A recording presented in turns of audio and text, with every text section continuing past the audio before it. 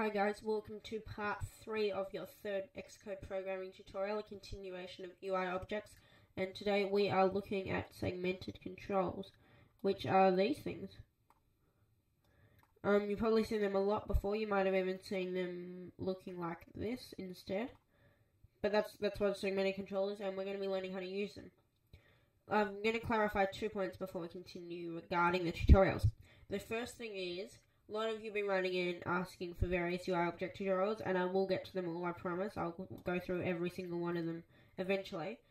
The thing about tutorial 3 is it's going to go on forever. So I recently posted tutorial 4 in an email, and then I'm doing the segmenting controls. So I'm not going to do all 50 or so UI objects at a time. I might do one, and then I might do another 10 tutorials on other things. So by tutorial 20, for example, there might be 5 UI object tutorials, 5 parts to this tutorial, but then by tutorial 40 there might be another 20. So it's not going to be part 1, part 2, part 3. It might be part 1, part 2, a different tutorial, part 3, part 4. So if I haven't covered the particular UI element that you want to see, I will do so soon.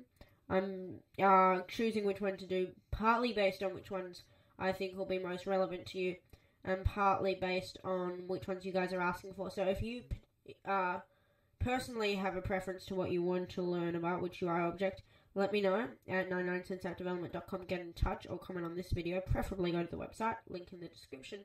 You can also see just other tutorials there. But now let's get started with this tutorial. So for this tutorial, you do need to have checked out UI objects part 2. So that's the one before this, and I'll put the link in the description because we're going to base the project off that. Well, no, that's not true. You don't have to have done it. Let me set this back up because I've fiddled around with it a bit since then. You don't have to, but it would be better to, because what I'm going to do is, in that tutorial we covered hiding objects and things. This is the code we used. And instead of using a button today, we're going to be using a segmented control. So in fact the only thing we're really retaining is one outlet and the user interface. So let me quickly show you what the UI should be looking like, and then I'll show you what the changes that need to be made, and then I'll show you what the changes in the .h file. And in the .h file everything stays the same. So you want an outlet called button, which is a button. You want 2 actions, hide and enable, and then you want the actions in your .m file. I've got mine down the bottom. And then in the .xib you want a button, 2 buttons, hide and enable, and then an object button. And then they need to be hooked up as follows. Button should be hooked up to object, enable needs to be hooked up to the enable button, and hide needs to be hooked up to the hide button, hide and enable being actions and button being an outlet. And now we've added a segmented control. So what I'm going to show you is how to use the segmented control instead of using the buttons in a sense. So before what we had was we clicked hide, and if it was already hidden we unhid it, if it wasn't hidden we hid it. So what we're doing today instead is we're going to hide and unhide using the segmented control. So what's going to happen is you're going to click hide, and it's going to go, okay, does the user want to unhide or hide? And they're going to check that via the segmented control. So let's now go into our dual editor, and what we need to do is we need to create an outlet for the segmented control. So we're just going to call it segment. I'm going to call it segment. Outlet strong type UI segmented control, and connect that up. And then go into your .m file. Now in hide what we want to do is if segment dot selected segment index equals 0, then I'm going to do a comment here, and what we want to do then is if it's 0 we want to unhide. And we can tell that because this is segment 0 and this is segment 1. Segment 0 I've called unhide, so that means we want to unhide if that's clicked down. If hide is clicked down, we want to then hide it. Now, a segmented control is pretty much like a radio button, and a radio button, if you haven't seen one, pretty much like those checkboxes. You usually see them on web pages, except you can only select one or the other, and that's what this is. To add more than two elements or two segments to the segmented control, you can click this in the segments, go up and make as many as you want. Segment 1 is actually segment 0 in the code, and because it's an array always starts with 0, so 0, 1, 2, 3 rather than 1, 2, 3, 4. So you need to remember that. So if segment selected at index equals 1, it's actually going to go if hide is selected, and you probably meant is unhide selected. So you want to start with if it equals 0, which means unhide is selected, then we want to unhide the button. If it's segment 1, which means hide, then we want to hide the button.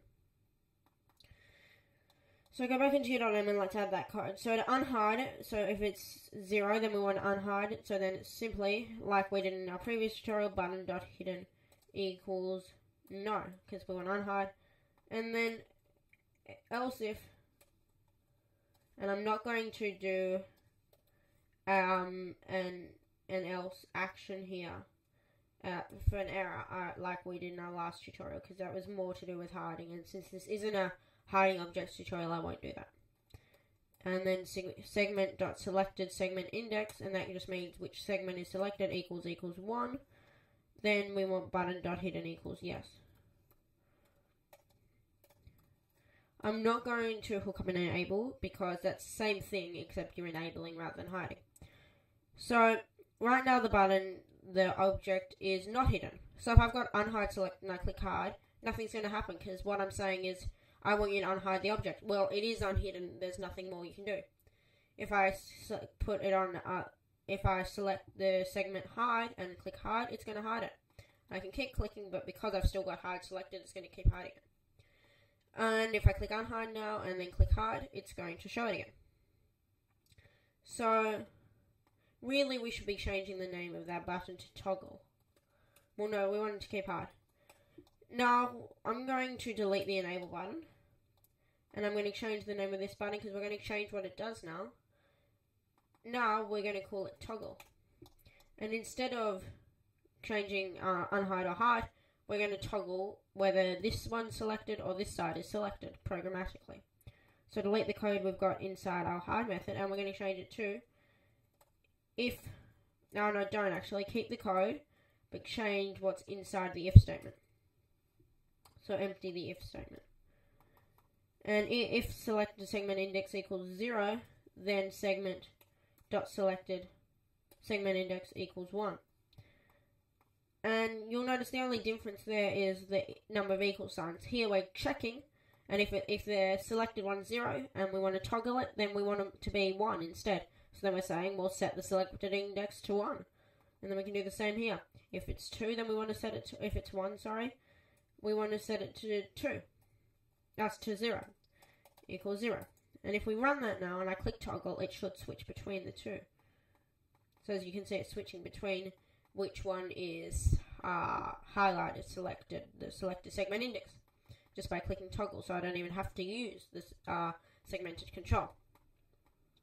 And the last thing I'm going to show you is how to check, rather than having a button, I want to now do, if the values just change, so if it's unhide and then I change it, then that's when the action should be initiated. So we're going to create a whole new action here. So go into your XRV, delete the toggle button, and go into your dual editor, and control click and drag into your actions, and create an action for your segmented control. By default, it's going to be event value change, and that's correct. When the value gets changed, that's when this action should be initiated. So leave that, and we're going to call it val changed. You can call it whatever you want. Connect that up, go into your .m, and then that code that we had in our hide, we're going to have something similar, except this time what we want to do is when value is changed, if segment dot selected segment index equals 0, then what we want to do is button dot hidden equals no, because it was unhide. So if when we change the segmented control, we change it to be select a segment index 0, which is unhide, then we want to unhide the button. So the hidden no, that's the same as unhiding. It's not hidden. Else if segment dot selected segment index equals 1, and remember to be using type ahead, then button dot hidden equals yes. Button dot hidden equals yes. Let's run that now and see what happens. So now we've just got the segmented control and our object, and that object could be anything. It could be a label that we're hiding, doesn't have to be a button. So right now we've done nothing. If I click on a segment, nothing's going to happen. If we made a touch up inside, as soon as I touch the segmented control, the action would initiate. So as soon as I click anywhere on the segmented control, it would run this code. But because we made it value change, until I click on hide, until I change which one's selected, until I change the value, it's going to do nothing. If I now click hide, it's hidden the object. Unhide, it'll unhide.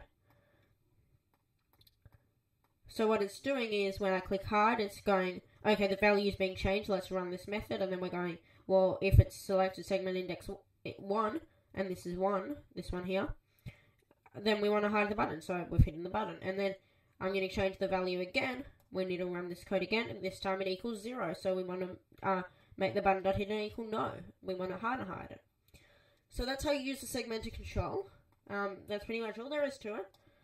Let's have a look at a bit to do with the UI of the segmented control. There's 3 styles: plain, bordered, and bordered is almost identical except there's a border, which I think looks a bit better actually. And there's bar, which I believe looks the best. And bar is good because it's thinner, it's not as overwhelming. You can't change the height of a segmented control. You can only change the width. The only way to change the height is to switch between bar and plain, and they're the 2 heights. In a toolbar, a segmented control looks like this. It looks like the bar. But you can't, within a toolbar, you can't make the segmented control. Well, you could make it a plain one, but it really doesn't fit. So you use a bar in a toolbar. There's a few other UI things you can change about the segmented control. You can change the names. If for some reason you can't double click on the text, what you do is you click, okay, the title's first on segment 0, and then I'd go into segment 1 and change second, and then I can change the label. As you can see, you can check what number the segment is, because you can go, well, segment 0 is called first. Okay, that one's called first, so that must be segment 0. So what's this one called? Well, it's called second 2. Second 2 is segment 1.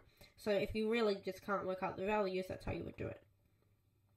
You can have an image assigned to each one. You can, of course, make neither of them selected. By going by default, when you have it, it's going to be segment 1, which will be selected. So if you make that non-selected, segment 2 will also not be selected. So then, as soon as we, that's just because I deleted the old one. As soon as we click anywhere on that, as soon as we initiate it initially. So as soon as I click first, then that's the first value changed. And for what we're doing, that's a good use, because if we start like this and it's hidden by default at the start, let me do that. Hidden. So the button's hidden at the start, and we don't, well, seeing the button is hidden at the start, there's no use if this one is selected. Sorry, if element 1's selected, which is unhide, then no matter how many times we click on unhide, it's not going to do anything. We can click hide and then click unhide, but that's an extra click, so it's kind of weird. So if it starts like that, though, when we click on the first segment, it's automatically going to then show it. Whereas if we hadn't done that, what the user would have to do is they could click on first, but nothing would happen because we're not changing the value. They would have had to click on second and then go back to first. So that's a good use for that. And you can do the same for segment 2. You can't make them both selected, sorry. So if I go into segment first and make that selected, then I can't then go into segment 1 and then make that selected as well. But you can make them both unselected, deselected. So I hope you've enjoyed this tutorial, the segmented control tutorial. The next tutorial won't be a UI object. We'll skip ahead, we'll do a few more tutorials, and then we'll come back to UI objects, and we'll be doing sliders, which are these nifty things. And they're fairly easy to program, and we're going to be programming them so as you move up and down, you change we might change the text size of a label, or we might make it so that it changes the number on the label. So as you go up, it will go 1, 2, 3, 4, 5, 6, 7. And sliders are fairly easy to use. You probably need to use a tutorial. You won't be able to work it out by yourself, I don't think. I don't know. When I first started learning how to program, one of the first things we did was sliders. And we had a challenge which was to make a weather converter, Celsius to Fahrenheit. And we were shown how to do that with buttons, typing the value in. And then we had to try and do it with a slider. And so that's what I'm going to be showing you. We're going to have a slider, we're going to have a label here and a label here. One will be Celsius, one will be Fahrenheit. So as you slide up and down, if this one equals 1, that's going to equal 2.5 or whatever the conversion is. Anyway, that's our next tutorial, so you don't need to worry about that now. I hope you enjoyed this tutorial. If you do have any tutorial suggestions, as I previously mentioned at the start of the video, check out 99centsappdevelopment.com, have a look at the website, and then go to the Get in Touch page to send us an email. We'll reply within 24 hours. That's the same if you've got an issue and you want to contact us to see if we can fix the issue. We're happy to do it for free. Just send us an email, again, through the website, or comment on this video if you'd prefer to. Be sure to like and subscribe for more great content. And we hope to see you in our next tutorial. So we just did Mail Composer. Our tutorial after that, I think, will be alerts, UI alerts. So see you then. I hope you enjoyed this tutorial. See you next time.